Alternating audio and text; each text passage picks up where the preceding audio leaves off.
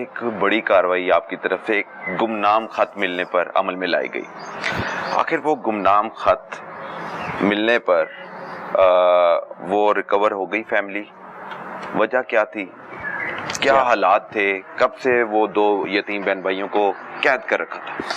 جی بالکل، آپ کا بڑا ہی آپ نے اب جا کے صحیح پوائنٹ آؤٹ کی یہ چیز کہ یہاں پہ یہ جو بڑا کیس ہوا تھا یہ بڑا ہائی لائٹ ہوا ہے جی. اور انفارچونیٹلی یہ ہماری سوسائٹی کی بے حسی ہے کہ اس قسم کے کیسز ہوتے ہیں. یہ دو بہن بھائی تھے جو کہ ایک گاؤں میں گک گاؤں ہے، تھانہ نیلا میں آتا ہے. وہاں پہ یہ رہائش پذیر تھے. ان کا اپنا گھر ہے، کافی بڑا گھر ہے اور ویل آف ہیں. ان کے والدین کچھ عرصہ پہلے فوت ہوئے تھے. والد کوئی 1.5 سال پہلے فوت ہوئے تھے، والدہ اس سے پہلے فوت ہوئی تھیں. ان کی فیملی ہسٹری میں تھوڑا سا ایشو ہے مینٹل ڈسٹربنس کا، مینٹل ڈسیبلٹی کا آن لیٹر سٹیج.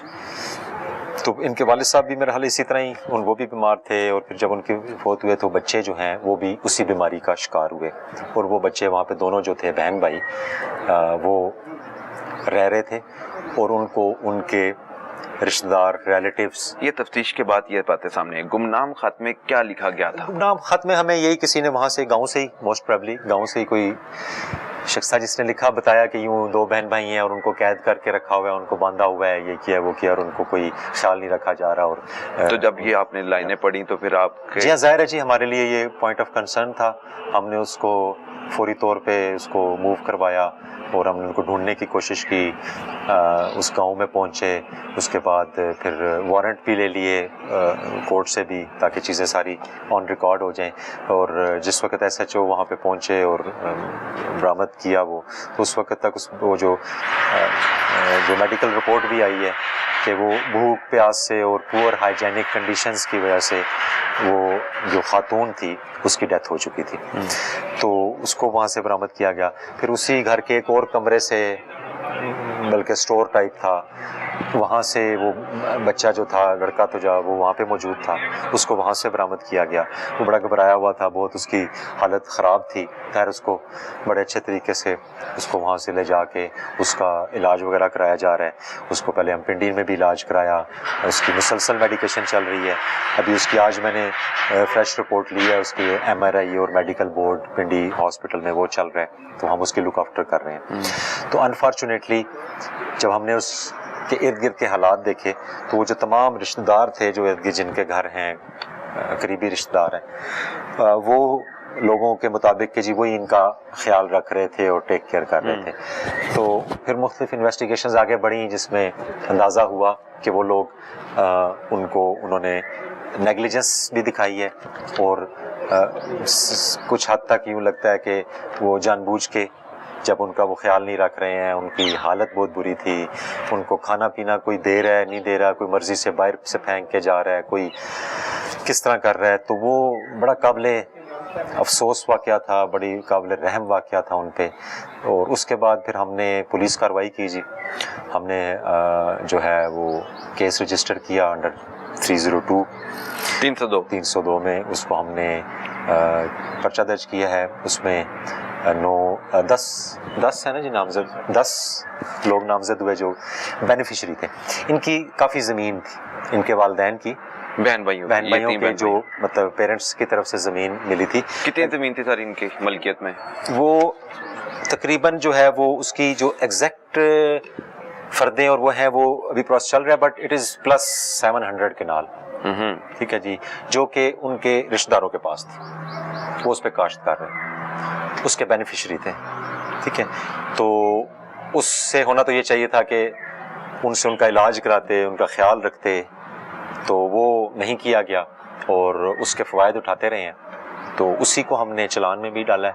ان کو ہم نے جو ہے وہ کیس کو آگے ابھی ہم نے. سر کتنے سال قید کر کے رکھا؟ تفتیش میں کیا بات سامنے آئی ہے؟ اچھا ایز سچ آپ اس کو اگر کہتے ہیں نا کہ وہ انہوں نے وہ چونکہ مینٹلی ایشوز تھے ان کے، تو ظاہر ہے آپ کو سم ٹائم کوئی لڑکا اگریسو ہو جاتا ہے یا بچی کوئی اگریسو ہوتی ہے یا اس طرح کرتے ہیں تو وہ کہتے ہیں جی ہم تو جاتے تھے تو ہمیں پتھر مارتے تھے، اس طرح کرتے تھے، ویسے کرتے تھے. وہ ساری چیزیں ساتھ ساتھ ہوتی ہیں، بٹ ان کو باندھنا نہیں چاہیے تھا. باندھا ہوا تھا. ہاں جی، وہ اس لاک بھی لگایا ہوا تھا اور سم- باندھا بھی ہوا تھا. سم ٹائم لاک بھی لگا دیتے تھے، سم ٹائم باندھا ہوا تھا. اس وقت تو نہیں تھا، لیکن ہماری میڈیکل رپورٹ میں وہ کدھر ہے ہماری، وہ فائل ادھر پڑی ہوئی ہے، منگوا لیں. کاز آف ڈیتھ میں جو ڈاکٹر نے بھی لکھا ہے کہ اسٹارویشن، بھوک پیاس، پور ہائیجینک کنڈیشن، گند، سارا وہیں پہ سارا کچھ وہ سب جب آپ اسی کمرے میں، جب اس بیچاری کی ذہنی حالت اس طرح کی تھی، سب کچھ وہاں ہو رہا ہے، تو ان میں سے کسی کو، یہ جو قریبی رشتہ دار تھے، رحم ہی نہیں آیا. ان کو ان کا خیال رکھنا چاہیے تھا. ٹھیک ہے نا؟ اب یہ انکوائری رپورٹ ہے، یہ تو ہماری ایک جنرل تفتیش چل رہی ہے. جہاں تفتیش ابھی وہ چل رہی ہے. ہم نے کچھ ہماری رپورٹس رہ گئی ہیں، اس میں سے ایک اس کے لڑکے کی جو میڈیکل رپورٹ فائنل اسسمنٹ. اس کی ایج کیا ہے سر لڑکے کی؟ اس کی ایج میرا حال ہے 30 اپنا 31-32 سال لڑکی زرتاج کی ہے، 28-29 کی ہے اور وہ 27 سال کی لڑکی ہے. 27 سال کی لڑکی ہے اور وہ تقریباً 29-30 سال. 29-30 سال کا لڑکا ہے. جی، دونوں ڈسیبل تھے دونوں کا یا کچھ عرصے بعد ان کی طرف سے کچھ میڈیسن ان کو ایسی دی گئی کہ وہ مزید مینٹلی وہ ایشوز اگر میں؟ جس وقت مینٹل ایشو ہوتا ہے، آپ کو پتا ہے، اور اگر پراپر میڈیکیشن نہ آ رہی ہو تو آپ جو بھی میڈیسن دیں گے وہ ظاہر ہے اس کے لیے نقصان دہی ہوگی. تو ڈاکٹر کے بغیر اور اس طرح وہ ساری چیزیں چل رہی تھیں. تو کیا بات سامنے آئی سر؟